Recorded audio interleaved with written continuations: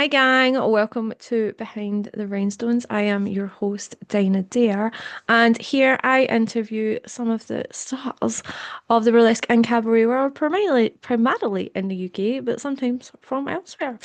If you're enjoying these episodes, please do like and subscribe as we bring new episodes to you on Sundays. Today, I have a beautiful Irish star with me. Please welcome to the call, Daria Decollette.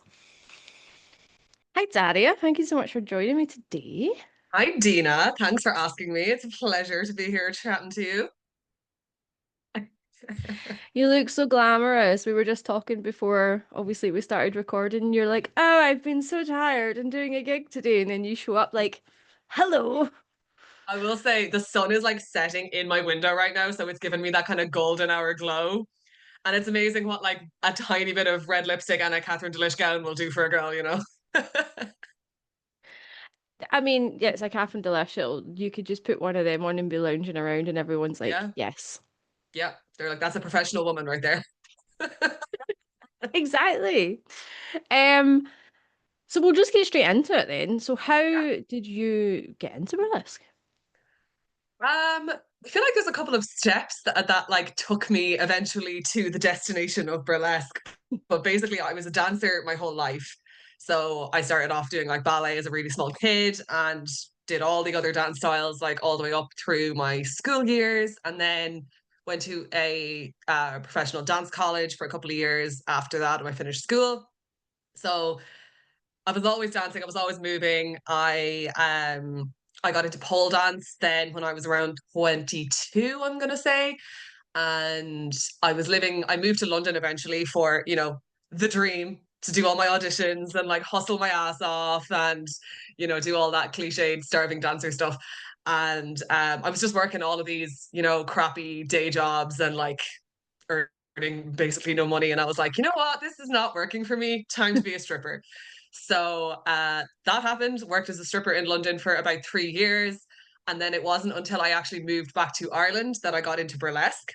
But when I was in London, I lived with a burlesque dancer for a couple of months. You might have heard of her, Felicity Furore. So we Yes. were very briefly flatmates for about 3 months, and I watched her make all of her costumes on our living room floor. She's like a trained like dressmaker. She's absolutely insane. And I went to see one of her shows at the Crazy Cocks, and I was like, what even is this world? I was like, I could get into this. Like this is a little bit of me, but I just did not have like the resources, to invest at that time of my life. So it wasn't until I moved back to Ireland and I kind of got like I was I was kind of considering retiring from performing at the time, and I had gotten myself like a big girl job, and I was earning like some big girl money, and I kind of got a booking out of the blue from a burlesque show that's based in Galway, which is my hometown, called the Dirty Circus. I had known them before because I had done like go-go dance gigs for them and stuff when I was younger. And they were like, "Oh, are you like, have you moved back to Ireland? Okay, we have a gig in 2 weeks. Like, do you want to come and do 2 acts, do anything?" And so I was just like, okay, right, roll up the sleeves, head to Amazon, buy the cheapest course that I can find. And I just mashed 2 acts together straight in like 2 weeks and performed them. And then I was like, okay, I guess this is what I'm doing now. So so in a nutshell, that's kind of how it happened. That is the most roundabout ballet to burlesque pipeline I think I've heard. It's been a journey. Yeah. But I love it. And you've kind of done all of the things that intersect with burlesque. Like, I feel like Mm-hmm. Paul's really close to burlesque. Obviously, actually being a stripper is so close to what we do as well. So, like, you've kind of dotted about a little bit of everywhere and you can bring all of that. Do you sort of bring all of that knowledge and experience into your performances now? Yeah, for sure. Like once I kind of got myself settled into burlesque and sort of understood what it was all about, it just felt like, oh my God, what have I been doing with my life like up to now? Like this is where I was supposed to be this whole time. Like this is the intersection of everything that I love.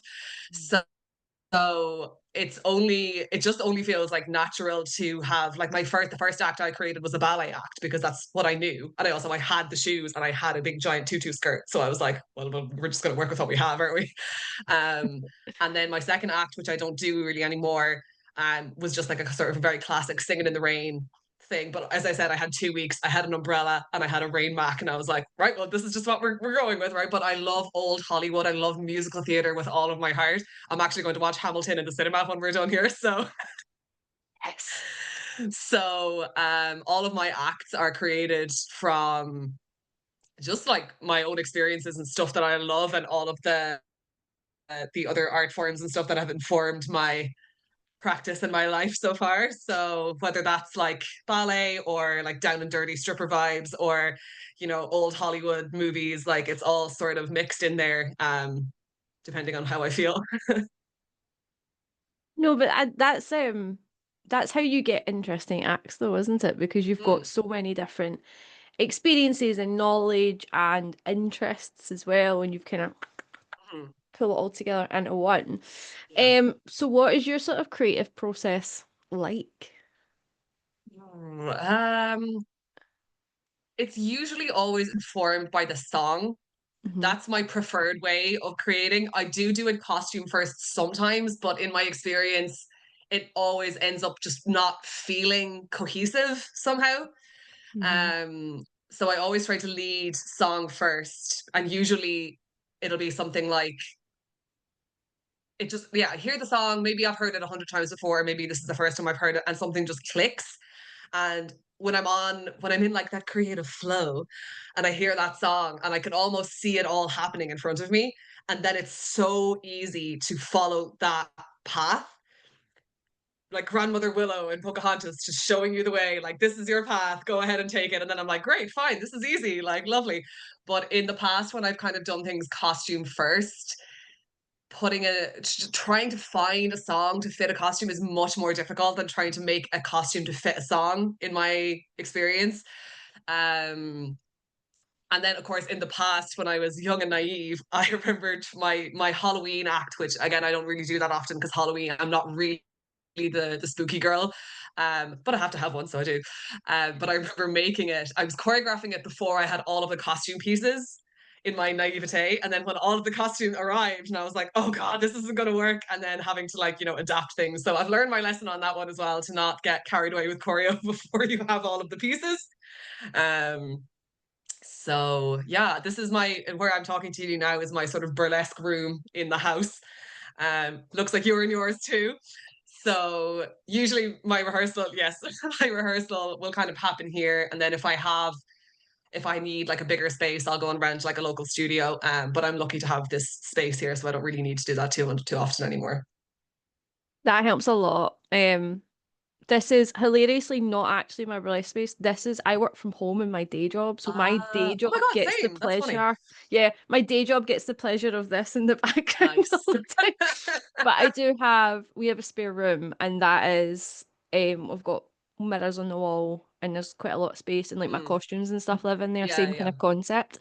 Yeah. And it definitely makes life a lot easier. But Mm, I was kind of nodding along when you were talking about your process because it's exactly how I do it. The number of people I've spoken to that all say the same thing, where they're like, it's hard to explain, but you just see it in your head. And it's so yeah. interesting that so many of us seem to do it in the same Mm, way.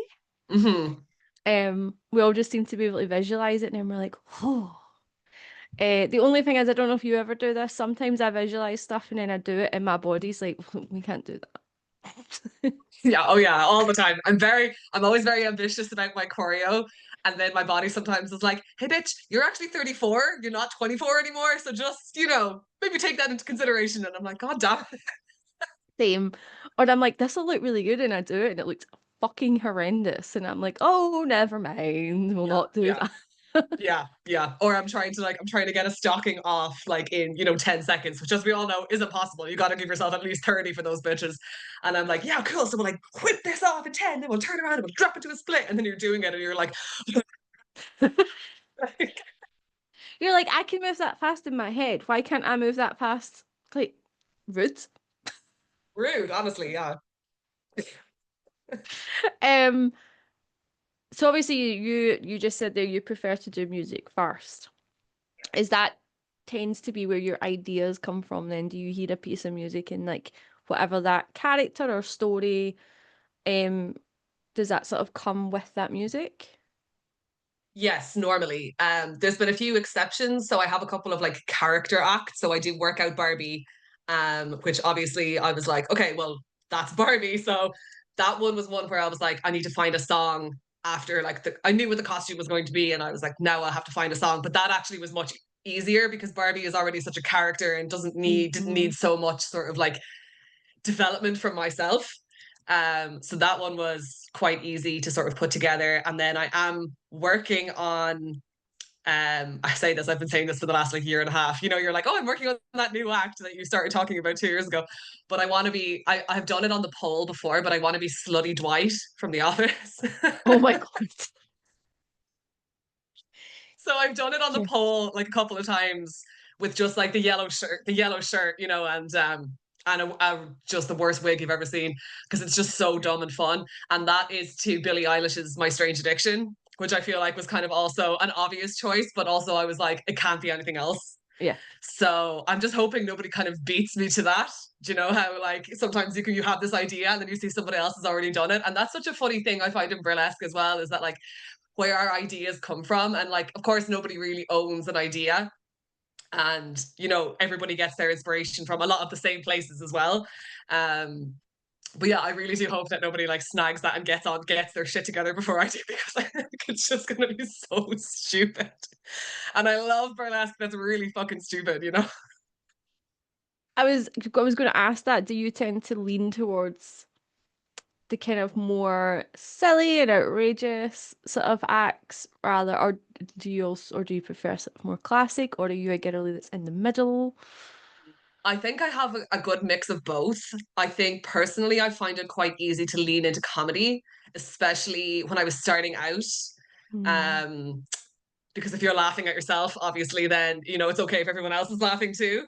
Um, and when you're kind of nervous, or at least I'll speak for myself, when I was sort of like unsure if this was going to be something I was going to really get into and invest in, I was like, well, if I'm going to do this, at least I want to have a good time and not take this too seriously. And I think that's a good thing to kind of keep at the back of your mind, even if you're making a really serious act, is like what I take what I do very seriously. I take the professionalism and the craft very seriously, but I don't take myself seriously at all.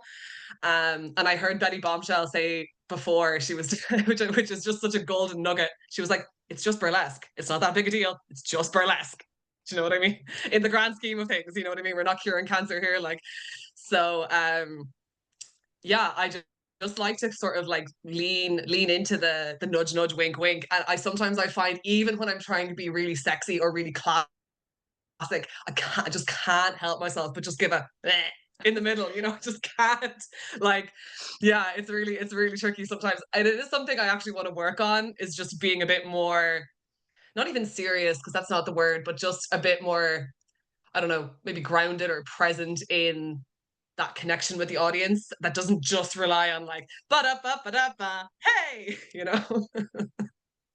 Yes, that's definitely my Yeah. comfort zone. I'm like, oh, I like a cheeky wink Mm. and a smile and a play, and it's hard to do Yeah. anything that's Mm. not. It's funny, I've got a friend who Yeah. is from Chicago and he was over here performing, not in the UK, but in Europe recently, and he was like, Nice. you guys really like comedy in Europe? And I was like, oh yeah, we fucking love it.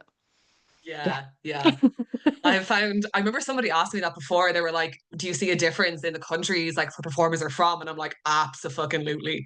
Like, as you said, the UK and Ireland, we're so like, it's a bit of crack, you know, we're all just like, you know, you're gonna have a good time and like make the audience laugh a lot. And then I find like in Italy specifically, they're so they're super classic in Italy, I always find, and they do it so well. Like Italian burlesque has a real signature to it. And then Mhm. America, they're just sex on fucking legs. Like, what are they Yeah. feeding them Yeah. over there? They're just so hot. Like, Yeah. what the hell? And I'm like, Yeah. okay, I need to like get a little bit more of that. Because I just like I think about Gigi Holiday, who I saw in New York a few years ago, and she was just like liquid sex on stage. And I was just like melting into my seat watching her, and I was like, how do I get that? Did you see her Beehoff act this year where she's just wearing gloves? Yeah, what even? Like, imagine.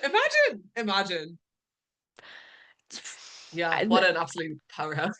I was like, but I can't joke. Yeah, I know. I'm like, Yeah. yeah, it's like how can I yeah, that would be a yeah, I don't know how she did that. What the ultimate challenge. I know. It Mm. was so good. I would end up just like walking around doing like this. Yeah, same. That's what I would be like. I'd be like la la la la la. Immediately just like, yeah, we can just take passes, it's fine. Yeah, yeah. So side note to that, your name, how did you come up with it?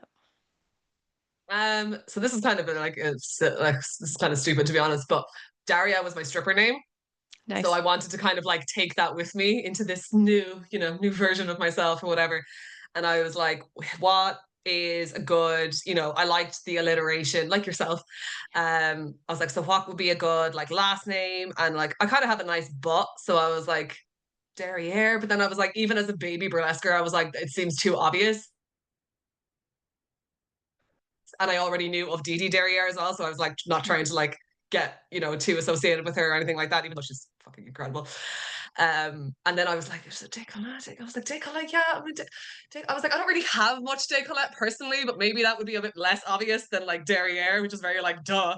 Um, but then, of course, I have a couple of friends who are French, and they're always just like, "What's going on with your name, bitch? Like, we don't. It's dick. We pronounce it this way in French, like décolleté." And I'm like, so part of me now is kind of like, okay, maybe I should change it, or like, yeah, that wasn't the best idea. But honestly, I don't really care that much. And like when I do go to Europe, and everyone asks me like, how do you pronounce it? And honestly, I've just stopped like suggesting or correcting anyone. I'm just like, you know what? You can say it however you want. I say it this way. If you want to say it somewhere, that's totally fine. It doesn't. And honestly, it's not that serious. It doesn't. It doesn't matter. It doesn't matter. I'm You're like, like, yeah, let's whatever, just yeah, get you this. go Let's just get this show on the road. in Europe, they're all like, oh, pronounce it correctly, and you're like, yeah, well. Yeah. Yeah, my It's French friends are always like, "Gee, what is it?" I'm like, "I just drop it, okay? I don't care. It's fine." it's not one you see as a surname a lot though. Like you definitely see Yeah, Derriere a lot, yeah, yeah, yeah, but you don't see Decollette. So any yeah, French person watching this would be like, oh. yeah. I know. And I'm going to butcher this now. The Sacre Burlesque Festival in December, and I know they're just going to be like, "Qu'est-ce que c'est?" I'm going to be like, "Just whatever you want, babe. It's fine." I've heard that's a really good festival actually. Yeah, I'm very excited. I met Dottie McLean, who's one of the producers. Where did I meet her? Strasbourg a couple of years ago, which is also a great festival. I'm hoping to get I've back in. applied to that because you Oh, were like, same. I want to go back so apply. bad. Yay. If we get in, let's be roommates. Yes. It's such a great festival. So anyway, I'm looking forward to Sacre as well. And when I saw that Dirty Martini was headlining, I was like, don't mind me, I'm just gonna get this application in real quick. Speed dial. Yeah, yeah. Amazing. Out of all of your acts, then what is your favorite one to perform? Oh God, which one of your children is your favorite? Yes. Pick one. I feel like it's usually whatever my newest one is, because you're super excited to like to perform it and stuff. Um, it's probably, do you know what? It's probably Show Off, which I wear this robe for actually. And I made it in lockdown because I started burlesque in 2019, and then obviously I had a lot of time to work on acts over the following few years. But Show Off feels like it's the most authentically me, Mm. and because it's a very like dance choreo heavy number. It's got all my like signature tricks in it. It's all lip synced. It's all musical theater vibes, super cheeky, super like, cheesecakey, and it's getting harder to do because it's such a high energy number, and but it's such a crowd pleaser, and I just love it. And I have brought it where have I brought it to? I've brought it Italy, Strasbourg, all over the UK, all over Ireland, obviously. Um, yeah, it's won a couple of awards. So I think that one is it's such a crowd pleaser. It's so fun to do, even if it kills me. And it just feels very like authentic. So yeah. The ones that feel most you that are probably the ones that are like the favorite ones to perform. Yeah, Eh, because I think we probably all have at least one or two sort of the corporate gig like acts that you can just sort of roll it out when people don't know what the hell burlesque is, and you're just like generic burlesque, yay! Yes, Christina Aguilera, we love her. you know? it's proper burlesque by numbers. It's like my Yeah. arm, my Yes. leg. Yes. Keep the bra on. Sure, whatever you say for that much money. That's fine by me. yeah. Um, I have a question here, but actually just because you were mentioning like corporate gigs, I'm gonna segue a little bit. Um, with corporate gigs, did you find it quite easy to break into doing them, or is that something that like you I learned don't really about? get them that often, to be honest. Like I get a couple a year, and a lot of the time it's through like word of mouth. It'll Mm, be like one of the other girls here will like know somebody who's looking for their Christmas party or something like that, and then yeah. they'll sort of like cast around. And like I was in the position to do that before as well with another like a guy. The agency I was working with today actually had like a private birthday party that they wanted burlesque for. So they came to me and I was like, oh yeah, sure. Here's like four of my friends. Let's all go. So it kind of tends to work like that here a lot rather than individual companies sort of contacting us. It'll usually be through an agency or through someone that you already know. At least that's been like my experience. So it's always really cool when you're the person that somebody comes to and they're like, oh, do you know any more? Have you got any friends who could do this? And I'm like, hell yes. and then you get to like bring all your friends to work. Um, but I feel like before COVID and before I started, there seems to be a little bit more demand for corporate stuff going around the place. I don't know if it's the sort of like rise in conservatism, like all over the place. That's kind of there's a little bit less demand for tits and teeth in people's corporate Christmas parties these days. But again, that's just I can't really speak to that because that was before my time. But that seems to Yeah. be the vibe. No, I would say so. There's definitely not as many here. I get booked more to like Showgirl, which I Yeah, feel is yeah. probably going to be a bigger thing with like the new Taylor Swift album coming out For as sure. well. Yeah. Yeah. I'm like ready to take as much money out of that as I possibly can. Oh, let's cash in, baby girl. Let's cash that cow. I'm like, thanks, Taylor. yeah. I'll take one. Um, but yeah, there doesn't seem to be as much of it here. I just wondered because you mentioned it, kind of what your experience around it is, because I do feel like sometimes we don't talk about our corporate gigs that much Hmm. online because it tends to just be something that we're doing. I mean, it's for the money, right? Yeah, yeah, sure, sure. I did a really interesting one there a couple of weeks ago. Van Morrison is from Belfast, which I actually did not know. So his 80th birthday party was up in Belfast a couple of weeks ago. And so I was booked to perform at that, like through an agency up in Belfast. And that was like fucking awesome. I was like, this is a fucking rock star's birthday party. What the hell? This is class. I did not get to meet him because he didn't. I don't. We were performing at like the after party, which was more for like the VIP audience Mm. members rather than for like himself. And also, I was told if you do see him, do not talk to him. He's very grumpy. so I was like, okay, that's fine. But it was like a super, super fun gig, and it was really organized and chill, and like it was the dream. Honestly, I rocked in, got ready, performed my 4 minutes act, and then just fecked off out the door. But right before I was to go on, the producer kind of pulled me aside, and she was like, "So it's a bit more of a conservative crowd than we were sort of expecting. So like." Is it going to ruin everything if you just keep the bra on? And I was like, do you know what? You're paying me plenty of money to be here. I will keep this bra on. I won't offend any of these sweet Lord fearing, audience members. I will keep these horrendous things hidden. Um, so that was kind of like hilarious, but that was a fun one. But like again, they're like events like that are rare, and again, when you do get them, they want you to really like take it down several notches. Yeah, they're like, So can you please whenever I not? do get inquiries, I'm like, yeah, sure, I'm available. But just to be clear, how much nudity do you want? and it's mad that that's a question that you have to ask. It sounds so ridiculous if you're not used to it, but like you have to know. How much nudity? How slutty do you want me to be? Do you want me rolling around on the floor, or do you want yeah, me to yeah. not? Yeah. Do you want me to grind up on like Van Morrison if I see him? Like, I was gonna give the man a heart attack. Tassel twirling in his face like this. Yeah, like, what's his vibe? I'm sure he's seen everything. He's this rock star from the 60s. Like, Which is also weird that it was quite a conservative crowd. yeah, I found out afterwards that like there was like a load of like DUP politicians there who were like the very like conservative political party in Northern Ireland. And I was like, well, they got a great view of my arse. Maybe they didn't get the titties, but they got all ass. So I'm sure they loved it. yeah, I'm sure they did. I'm sure I changed them and made them all very pro-abortion. I wish. Ah, yeah, because they were like, that person should have been aborted. Yeah. Uh,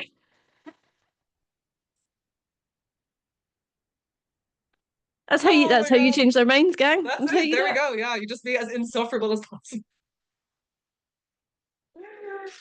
Oh, Oh, right. gas. Sorry. Back to where. What in your opinion, and it is your opinion, makes like a good burlesque act? Ooh, good question. I really value storytelling. Mm. And when you're starting in burlesque, I think it's easy to sort of gloss over that or maybe not even understand that that's like a key aspect because it's so easy to get dazzled and distracted by like beautiful costumes and like kick-ass choreo and stuff like that, and it's amazing when all of those things come together with a good sort of storyline as well. But I used to think this about like gymnastics as well when I was a dancer, and I was obviously super jealous of all these tricks and acro, shenanigans. But I would be like, yeah, that's really cool that they did like a double tuck backflip or whatever, but like there was no like emotion, there's no feeling there. And half of that was because I was just jealous, but the other half is that like you can be super performative, but if there's nothing sort of behind the performance, it can really fall flat.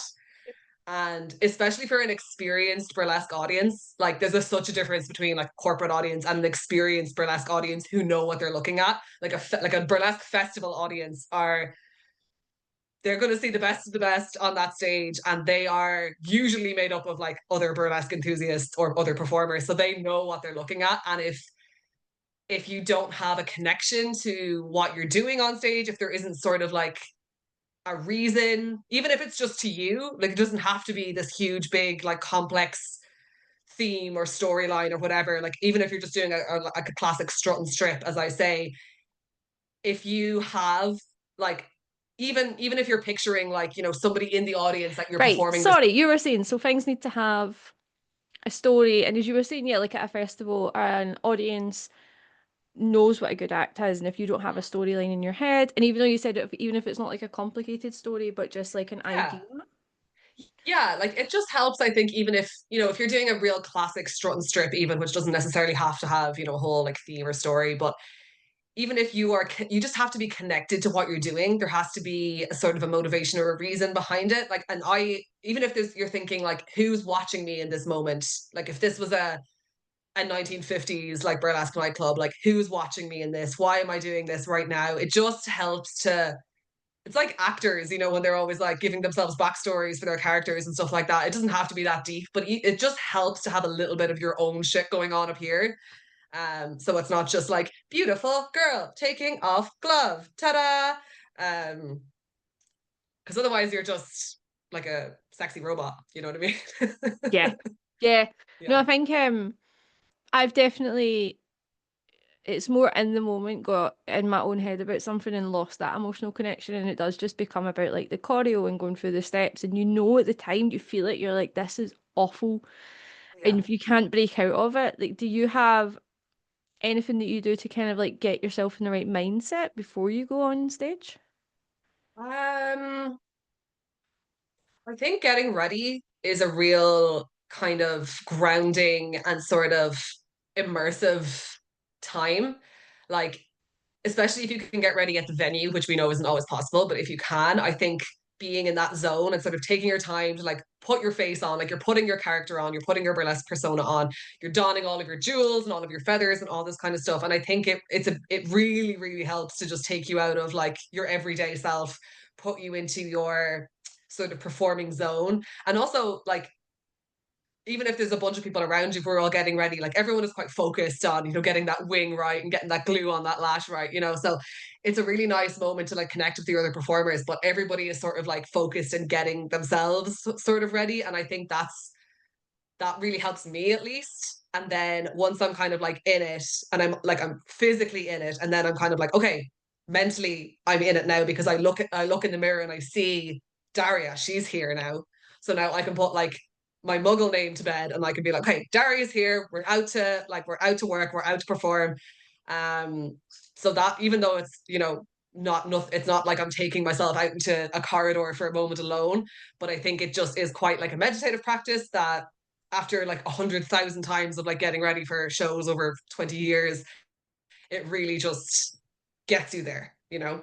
Um, and I try to always like, I've gotten, meh, I'm so at this, but I do try and warm up as a dancer, like, especially because so many of my acts are quite choreo heavy.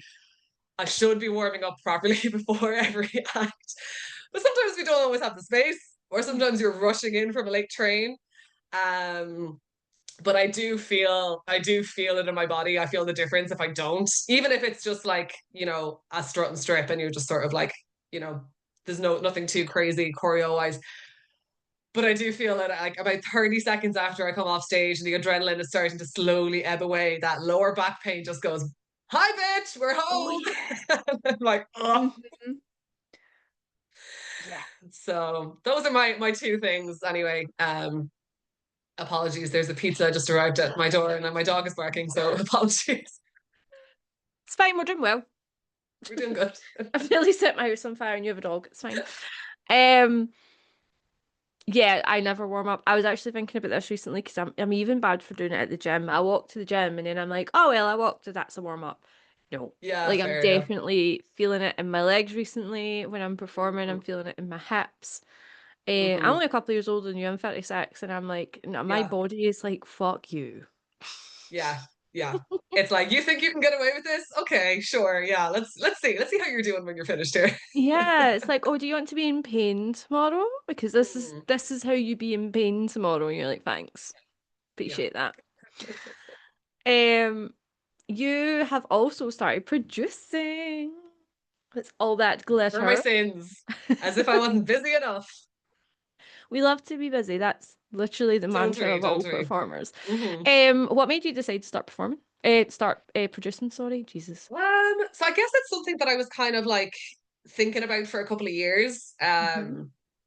I think when you've been performing for such a long time, like even outside of burlesque, you just kind of you've amassed so many experiences, and you know what makes a good show and you know what makes a bad show from a performer's perspective. I'm not necessarily talking about the audience here, but you know what a good backstage is, what it's like to be like treated nicely by the people you're working for. Um, and there's just been so many times where I've been like, well, I wouldn't do it like this, or like I could make this better, or I would do this differently, or I would make this better for the performers. And again, that's no shade to any producer or anyone I've worked with. Usually everybody is doing their best, and there's always 1,000 limitations by the venue and budget and all that other kind of stuff. But yeah, that so I was thinking about it for a good while, and then at the start of this year, there was a grant being offered by the my local county council where I live. To it was like a tourism grant actually, and it was to bring people into the town where I live, which I live in a town called Drogheda, which is on the northeast of Ireland, and it's kind of got a little bit of like an image problem. It's kind of got a little bit of a bad rep. It's just there's not a lot of like sort of cultural events. Like they're doing their best, but a lot of people still go into Dublin City, which is about 40 minutes away, for all of their sort of nightlife and stuff like that. So nightlife in particular is really struggling, I would say, in Drogheda. So there was this grant going around, and I was like, you know what, fuck it, like let's just see what happens. Let's just throw an application in and see what happens. Bearing in mind that my wedding is in 3 weeks, so planning a wedding this year also. But I was like, it's probably not going to happen. Like it's probably not going to get approved. But let's just throw this application in and see. Anyway, we got approved for funding. So got the letter in the door and I was like, oh shit, this means we have to actually do this now. And so my partner is he's a UX designer, but he also previously worked in live events and used to design like sets and stages and like is the other side of the coin from me, basically has all the other skills of putting on a show that I don't have. So I showed him the letter and I was like, I guess we're doing this. And he was like, are you sure? We're like, we have the wedding. And I was like, yeah, we got the money, we got to do it. So Mm-hmm. so that's kind of how it happened. And we just sort of like sprang into action the response has been really great. We didn't really know what to expect in terms of like what the audience would be like because there hasn't really been anything like this where we live. But it was such a great response, such a great reaction. We've had two shows now, and our third one is in December. And yeah, it's been challenging but rewarding, as any producer will tell you, I'm sure. Um, the because we both work full time, myself and my fella, and then we're also planning the wedding, and then I'm also like traveling and gigging all the time, and we also have a dog that we have to walk once in a while. So, it's just it's been a shit ton of work, but it has been very rewarding and very gratifying. And I think my favorite thing about it is being able to like hire and then pay all of my awesome friends, you know.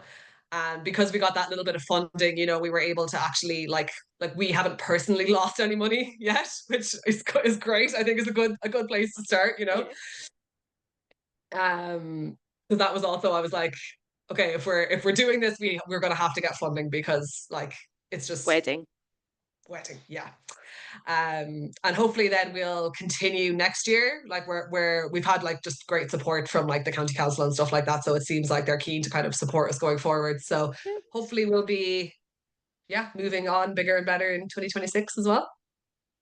That's exciting. It looks like such a cute little show. I always see you posting about it, and normally the day before you're like, "Ugh!" But like it always seems to go very well. So I will say the last one was I was just feeling very like confident the day before because I was like, we have one under the belt. Everything was going smoothly. We sold out a week beforehand, and I was yep. just like, okay, huge weight off. Everything is going to be great. And then the morning of the show, I had three performers drop out. Now, they were all very legitimate excuses. And I was like, absolutely, you're fine. Please go live long and prosper. But it was also the first day of Electric Picnic, which is our big music festival here in Ireland. And like at least half of the performers in the country were going to be like working at it all weekend long. So I was like, who the fuck can I call right now who's going to be free and wants to work tonight with 6 hours notice? But thankfully we pulled it off and I was able to like rally the troops, and like the show was great and amazing, and like obviously the audience like barely knew any better because everybody was just amazing regardless. But yeah, that was a challenge that I don't really want to repeat again. The life of a producer that no one sees. Good Lord. Yeah. So if that doesn't happen, like I mean that's surely the worst that can happen, right? I feel like I should be touching wood while I'm saying this, but I'm like yeah. holding my desk for you. So yeah, hopefully, smoother sailing from there. But yeah, so far so good anyway. Good. And you said obviously your partner does all this kind of stuff, so is he sort of involved in? Is it a joint thing that you do together? Definitely a joint thing. He's been so supportive and just doing all of this work that he could easily charge somebody else a lot of money for. And I'm like, babe, can you like make this graphic for me, please? Yeah. I have to say, you're the reels that you do sometimes with your partner. I send every single one out with my partner, and the one that sticks into my brain because it's the same fucking thing. Where you're walking in, like asking to get a lift to the airport, and it slowly gets earlier and earlier. Yeah, yeah. And And I said, yeah, and I sent it to my partner, like, I love you. They're so yeah, relatable. we live quite close to the airport here. We're about 20-minute drive from Dublin Airport, which is great for me. And he probably fucking hates it because he's just, even today, like just to go into like Croke Park, the big stadium I was working at today, is about, 40 minutes, not that far. But I had to be there at 9:30. So I also was like waking him up at 8:30 to be like, babe, can you drive me to my gig, please? Thank you. Yep. There is many. I'm like, hello, can you please? He's like, what? Oh, yes. He always does it. But yeah, so many of your like reels howling at them because I was like, these hurt because they're so true. Yeah, yeah. They really love us, don't they? God bless them. The old burly partners. Oh, burly husbands. Yeah. Um, so you kind of briefly spoke earlier about how the act of which the robe you are wearing has won many things. You have won many crowns, or quite a Oh few. yeah, I got a few. You've got a few on your belt. You're like, come on. But what have been like your personal career highlights? Oh, such a hard question. Um, Definitely like creating our own show has been like definitely up there just for the sort of emotional rewards and the emotional payoff. It was like very, very satisfying.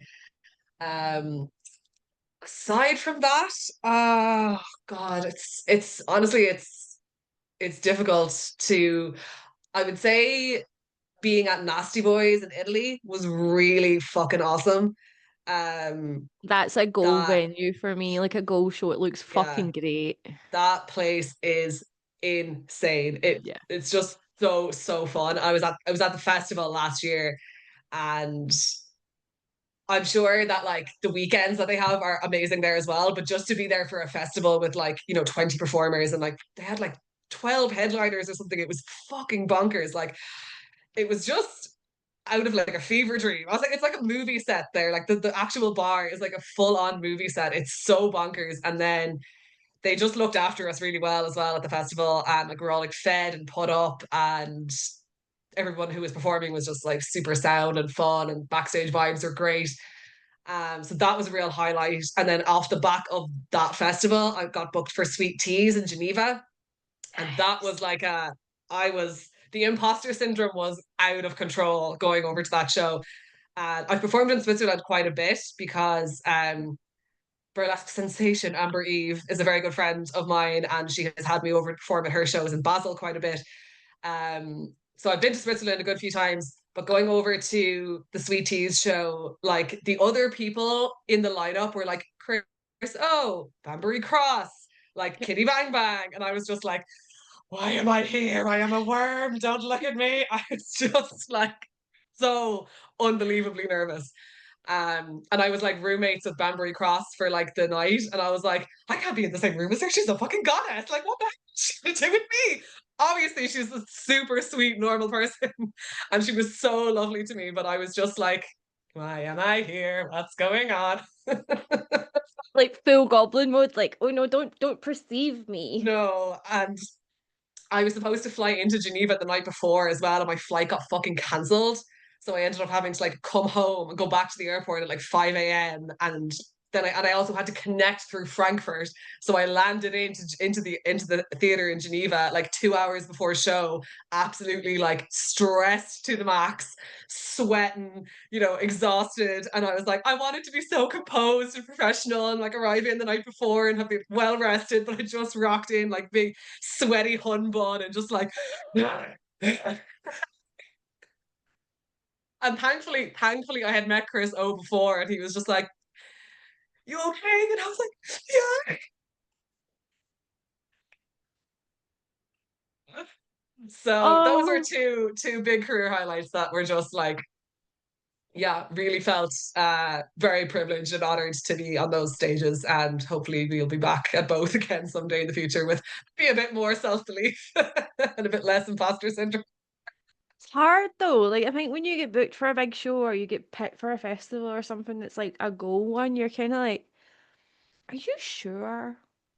Yeah, And I don't know yeah. again if that's feels like a very like UK and Ireland Mm. thing to be like me Me? Yeah. because we're not I very good think at you're right. that. I think it is like our kind of an our part of the world thing. Like my mom was never like a pushy stage mom, even though she drove me to 55,000 dance classes a week. But she was always just like, you know, don't be showing off now, don't, no, I'm not, I don't be bragging about you at all now. No, just stop that.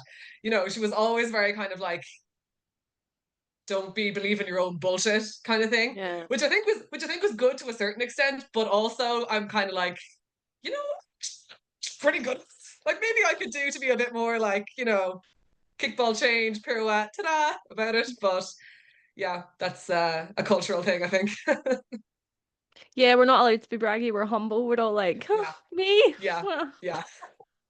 Like once you're on stage, it's fine. You're like da da da da. Yeah, But yeah. like, yeah, backstage, you're just like, just a normal person. Hi. Someone comes out and like, oh my God, your act was amazing. And you're like, no, I totally fucked up this bit Yeah, and I know yeah, no one yeah, saw it, but I could feel it in my bones. yeah. Yeah. So those are pretty big highlights, but like what do you have any goals? Like any goal festivals or shows or Um, countries or I would love to do the New York Burlesque Festival. yes. Yeah, I lived in New York for a year and a half when I was 21, 21, Amazing. 22. I am Yeah. jealous. Yeah. It was like I've had some pretty good years, but that year and a half were like really fucking up there. Like it was one of those, when you think, I wish I knew I was in the good old days when I Yeah. was in them. I knew I was in them at that time. So I was like, I don't know if I'm gonna be back again. I've just got to say yes to everything. So that was awesome. I've been back many, many times since, and myself and my partner got engaged in New York 2 years ago. So that was very special. Yes. So yeah, New York has a huge piece of my heart. So would absolutely love to do the festival there. Would love to get over to Beehoff, not even to perform, just to like even be there. Yeah. I know there's kind of like questions about whether the Weekender is going to happen in Vegas this year or next year even. I've heard they might move it to Canada and stuff So like that just there because. there was actually a town hall last night that I jumped Oh, onto for Beehoff. oh, It is okay. going to be in Vegas next year. It It is. might Okay. not be at the Orleans though. Oh, okay. They might Interesting. move in venues, but next it's not feasible for them to move countries next year, but there is talk Hmm. of moving countries potentially after that. Okay, okay. Interesting. Because I've always wanted to go to Vegas just as its own thing. And if we were able to combine a trip to Vegas with Beehoff, it would be, yeah, the perfect situation. Honeymoon? You said it. You said it. We just gotta spend all of the money that we've been saving for 2 years real quick and then start again. And then we'll see where we're at. But yeah, that would be banging, honestly. To get over to Vegas. Even just for like all of the entertainment history and stuff. Mhm. And I was never even when I was a dancer before I was doing burlesque and stuff, I loved the showgirl aesthetic. And I auditioned for so many like Benidorm Palace and all of these like European kind of casino showgirl shows in London back in the day and stuff. And even before I was like stripping, I was just like, yeah, I'll get the tits out, sure, no bother. As long as I get that 10-foot headdress on me, that's absolutely fine. Yeah. um, so yeah, I think it's so sad that like Jubilee doesn't exist over in Vegas anymore, and that kind of era is gone, and it makes me so sad because I'm like, no, bring back the tacky. I want Bring it that all. 90s Vegas. Um, it's funny, there's a girl I know from Vegas who actually she's still a showgirl and she's now a burlesque performer, but she was actually in Mm, Jubilee before it shut. so cool. Oh, Yes. She's got oh pictures in my her like God, in all the old costumes and stuff. Like it's pretty cool. dream, the dream. Hmm. I Actually, like, I met the chocolate showboy who was in Jubilee yes. and is in the Moulin Rouge now, Yep. casually. And also does burlesque because some people just are blessed by God, I suppose. Hmm. But yeah, he's super, super nice as well, and I was just like, oh my God, just don't mind me. I'm just gonna get down on the floor and kiss your feet real quick, and then we can have a normal conversation. Yeah, like just just very quick. But Yeah, just be right back. You stay there. well, I mean, yeah, I feel like we've planned your honeymoon, so that's Yeah, great. that's great. I can take that off the list. I would love to go back. I don't know how I feel about America right now. That's part of the about going. That's part of the problem Yeah, for me. yeah, yeah. I feel the same, honestly, and it's like we myself and my partner like love America on one hand because we both have had like amazing trips, times living there. My sister also lives in California and has lived in America Um, for, I'm going to say 12 years. So I've actually not even been out to her in California because she moved out to LA in like 2020, I think. And between all of the things, haven't yeah, actually made it out to California. Um, but yeah, with even with all of the personal connections that we have there, I'm just now like he's just gone and fucking ruined it for us all. Like he ruined so has. many things. Jesus Christ. And yeah, now there's this big we have to ask ourselves all these ethical questions just to take a little trip to see your family or whatever. And it's yeah, there's he's just gone and fucked it all for us, hasn't he? Fucked so many things. Pretty much, yeah. Pretty Yeah. much. There was loads of festivals I actually either wanted to go back to because I've done, or ones that I haven't. Mm. Like I love to do New York as well. Didn't Yeah, apply this yeah. year because I was like, Mm. oh. Mm. And there's all I'd love to do teaser. Like Yes. that's Also, yeah, yeah. I did that's see that they're in January, aren't they? And yeah. I saw their applications and I was like, oh no, it's too soon. It's too soon. I'm not ready. Also, I can't afford it, but like, yeah, it's too soon. I saw the applications and I was like, no, I can't this year. I was like, it's yeah. You just don't Have know you been what's there gonna happen. before? Were you just in New Orleans before? I was in New Orleans at Oh, the you end of were. May Okay, for a yeah. holiday. So we Nice. went to New Orleans for a holiday and then we went to Vegas for Beehoff. Yes. Oh, So what we a did. great like double trip. Oh, Yeah, it was a perfect. mat. Like it cost me all of my money, Yeah. but I had to go. I was like, if we're going to go to America, I was like, if we're going to go to Beehoff, we might as well do something else while we're over there. I was Yeah. like, because we're probably not going to go back for a while. Yeah. Yeah. And I've always wanted to go to New Orleans, and I fucking loved every second I of it. So bet. now I'm like, I would like to do the festival there. Thank you. Yeah, for sure. Yeah, Oh. I know. So where can our lovely listeners and watchers find you to see all your wonderful things that So you're doing? yeah, so I am chronically online, as all millennials are, at Daria Decollette on Instagram and Daria Decollette on TikTok for all of you Gen Zs. Gen Zs? Is it Gen Z or Gen X? It's Gen Z, isn't it? Look, and I Gen don't Z. even, can't even keep the generation straight. I do hate TikTok. I actually fucking hate it as a platform, I but I'm hate on it because post we have to be. I hate posting on it. Like, see if you go out, my Yeah, content's a fucking riot. It's either showgirly stuff or my cats. yeah, There's nothing else. And even yeah, then, I post once every like month. Most of yeah. the time, I'm just on there doom scrolling. Yeah, yeah. No, it's not the platform for me. I'm just reposting all the same shit I put on Instagram. But if that's your vibe, I'm there. And then I also have a website for your professional contacts at dariadecolette.com. And you can also find our ticket links for our next show, which is on December 13th in the lovely town of Drogheda. That's at all that glitters underscore cabaret on Instagram and TikTok also. Amazing. Well, thank Yay. you so much. I will not keep you since you're going off to see Hamilton, which Yes. fucking I love hope my that. partner is ready for me to rap every single word next to him. Because That's how it works, that's how it right? works. Yeah.